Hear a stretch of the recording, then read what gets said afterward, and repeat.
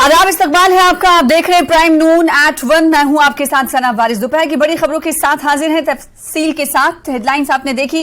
खबरों में सबसे पहले मनोज सिन्हा की बात करेंगे। मनोज सिन्हा ने आखिरकार प्रीपेड स्मार्ट मीटर्स के मसले पर बात की है। जैसे कि आपको पता है कि जम्मू कश्मीर के मुख्तलिफ ऐसे इलाके हैं जहां पर स्मार्ट मीटर को लेकर एहतजाजी मुजाहरे जारी हैं। इस पर एलजी ने रद्द-ए-अमल का इजहार किया। एलजी ने बताया कि श्रीनगर में कल इस सिलसिले में मीटिंग होगी।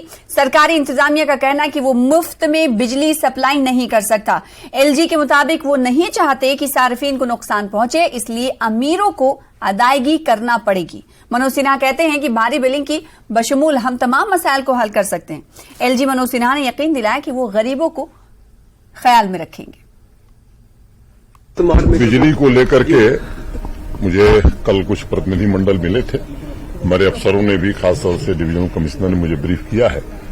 कल श्रीनगर पहुंच करके हम संबंधित अधिकारियों के साथ चर्चा करेंगे। एक बात का हम आश्वासन देते हैं जनता को कि उनके हितों के विरुद्ध कुछ हो ऐसा हम करना नहीं चाहते हैं। ये भी सच है कि 20,000 करोड़ से ज्यादा का कर्ज भारत सरकार से पिछले 4 वर्षों में लेकर के जम्मू कश्मीर के लोगों को बिजली दी गई। ट्रांसमिशन और डिस्ट्रीब्यूशन कैपेसिटी में हमने काफी एगमेंटेशन किया है। मैं अनुरोध करूंगा कि जो लोग समर्थवान हैं, जो बिजली बिल दे सकते हैं, उन्हें बिजली बिल देना चाहिए।